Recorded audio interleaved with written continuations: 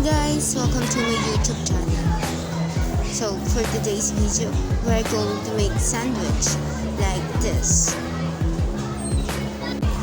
For ingredients, we have loaf bread, mayonnaise, pinch of salt, crushed black pepper, cucumber, tomato, lettuce, and shredded chicken.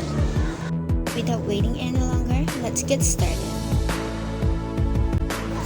So una, gagamitin po natin ang loaf bread bilang base ng ating sandwich. At lagyan na din po natin ito ng lettuce. And now, as you can see here, nilalagay na po namin ang aming ginawang palaman, filling ng aming sandwich. At ang ginawa po naming palaman para dito ay pinaghalo-halo po namin ng shredded chicken, crushed black pepper, at pinch of salt hanggang makuha po namin kung ano ang gusto naming timpla para dito. At lalagyan na din po natin ng pipino ang ating ginagawang sandwich. Maninipis lamang po ang aming pagkakahiwa dito.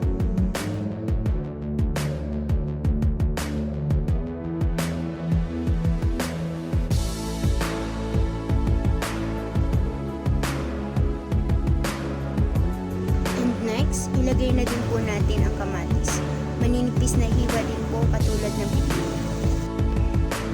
Pero nasa inyo po kung gusto ninyo maglagay nito.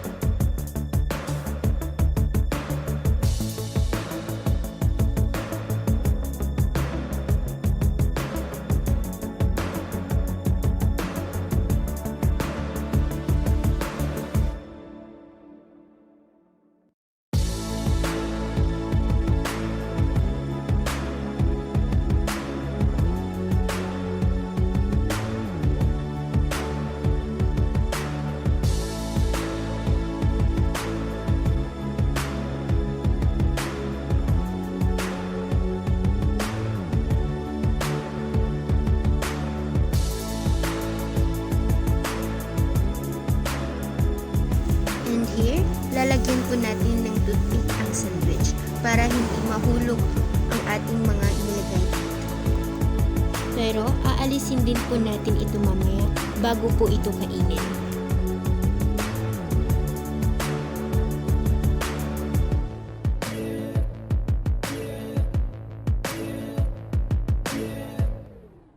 At hahatiin po namin ito sa gitna upang hindi po mahirapan ang kakain nito mamaya.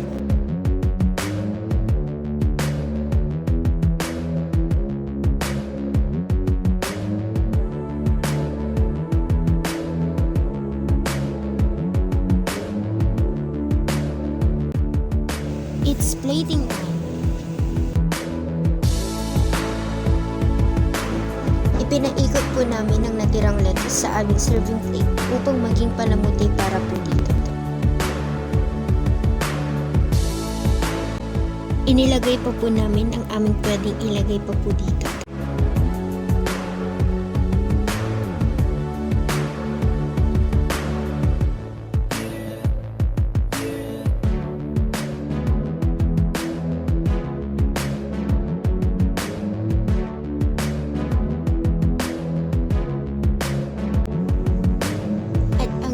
Ingredients po ay maaari pa po namin magamit mamaya. Dahil kami po ay gagawa ng sarili-sarili naming sandwich.